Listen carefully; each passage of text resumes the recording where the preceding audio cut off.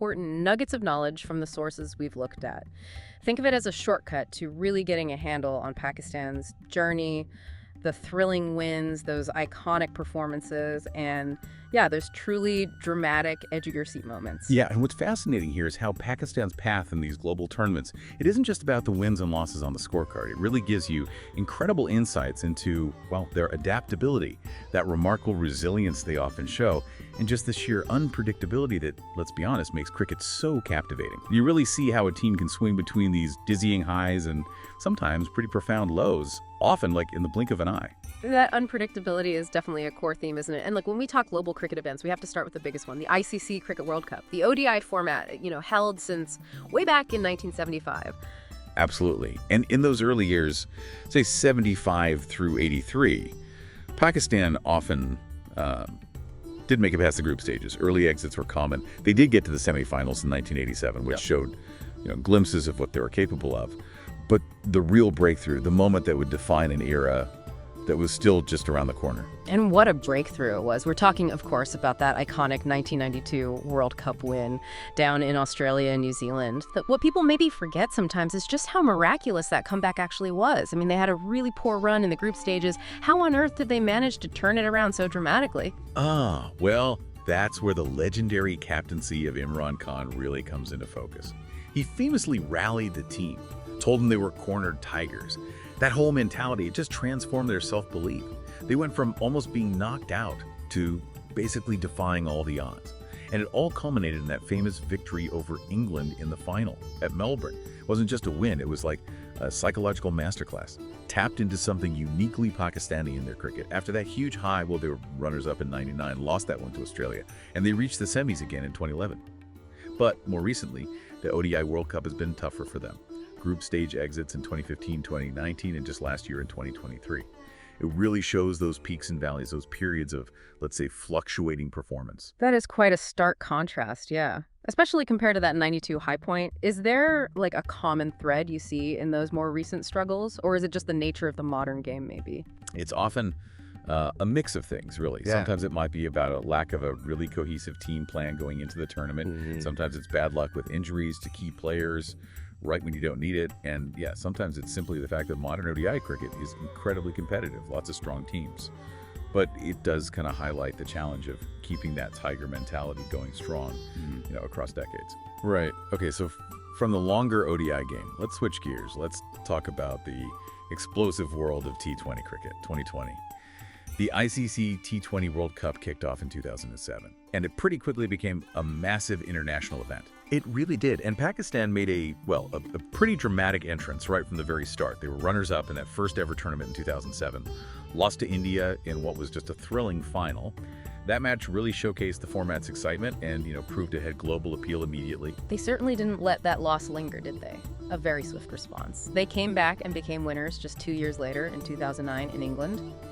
Yunus Khan was captain then, and they beat Sri Lanka in the final.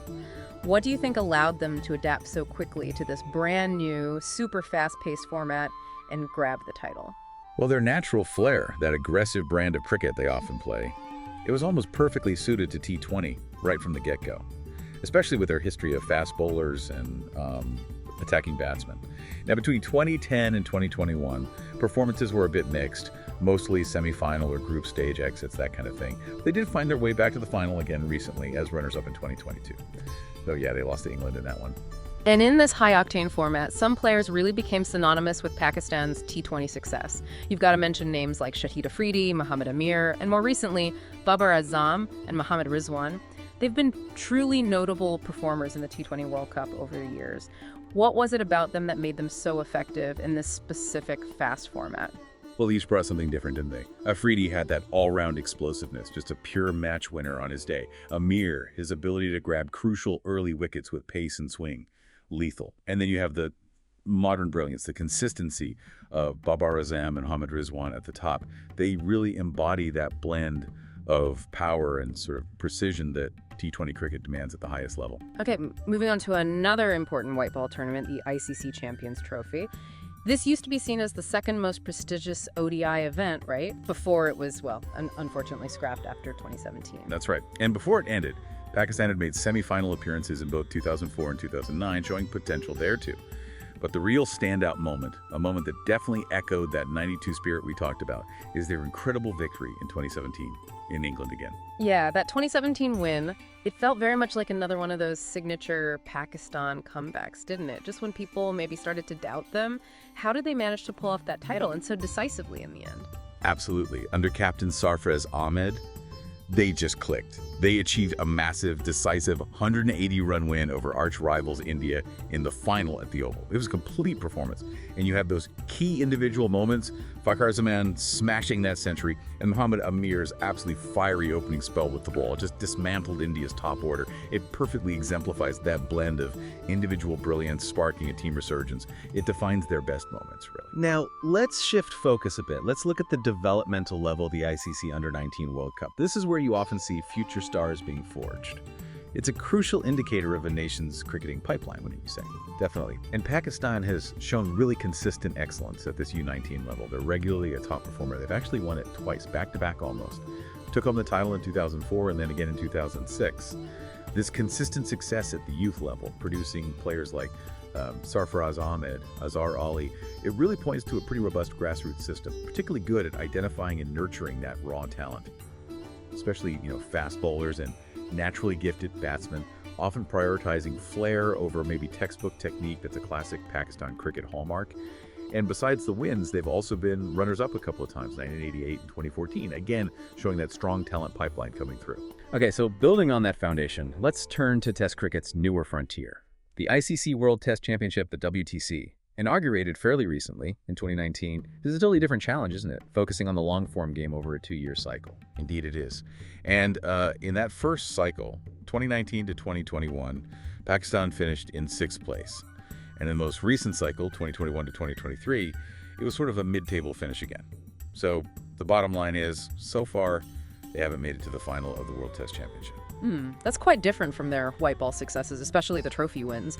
Given their, historic strength in Test cricket in decades past, what do you think explains their relative struggle to make a big impact in the WTC format so far? Yeah, that's a really key question, isn't it? Test cricket demands such sustained consistency, not just over 5 days, but across an entire 2-year championship cycle. And while Pakistan has certainly had brilliant individual test performers over the years, maybe the team hasn't consistently found that collective resilience, that depth needed to compete right at the very top of the WTC rankings consistently. It possibly points towards a need for, let's say, more consistent domestic structures that really support and prioritize the long-form game effectively. Right. But maybe the most compelling part of this whole story for many people is the individual brilliance, the stars who've really shaped Pakistan's journey across all these ICC events. Here's where it gets really interesting. Oh, absolutely. You simply can't talk about Pakistan's ICC history without spotlighting some genuine legends and their specific, often game-changing contributions. Wasim Akram, just masterful in that 92 World Cup. His reverse swing, picking up wickets exactly when needed, unbelievable skill. Then you've got Shahid Afridi, the hero in the 2009 T20 World Cup, that explosive hitting, those vital leg spin wickets, boom, boom. And Mohammad Amir delivered some truly legendary spells, particularly that 2017 Champions Trophy final, ripping through India's top 3. But also his crucial role in the 2009 T20 World Cup final win as well. Just clutch performances. And bridging those eras, you have to talk about Babar Azam. He is undoubtedly the leading Pakistani batsman of this modern era, a top run scorer in multiple ICC events. His consistency is pretty remarkable, especially in formats that often seem to favor just raw power hitting. Exactly. And beyond just those headline acts, if you connect this to the bigger picture of talent over time, Pakistan has consistently produced genuine ICC stars across different eras. You think of legends like Javed Miandad, his gritty batting under pressure, Shoaib Akhtar's terrifying raw pace, Saqlain Mushtaq basically inventing the doosra, Yunus Khan's incredible test match resilience and big scores. It really illustrates that consistent talent pipeline they seem to have. But let me ask you, what stands out to you how these individual performances just become etched into cricketing folklore? How they define a team's whole identity? It's fascinating, isn't it? How just a few moments of individual genius, often under immense pressure, they don't just define a tournament, they elevate a player to legendary status. They create this whole narrative of heroism that goes way beyond just the statistics. These moments, they really become the backbone of the team's identity for decades sometimes.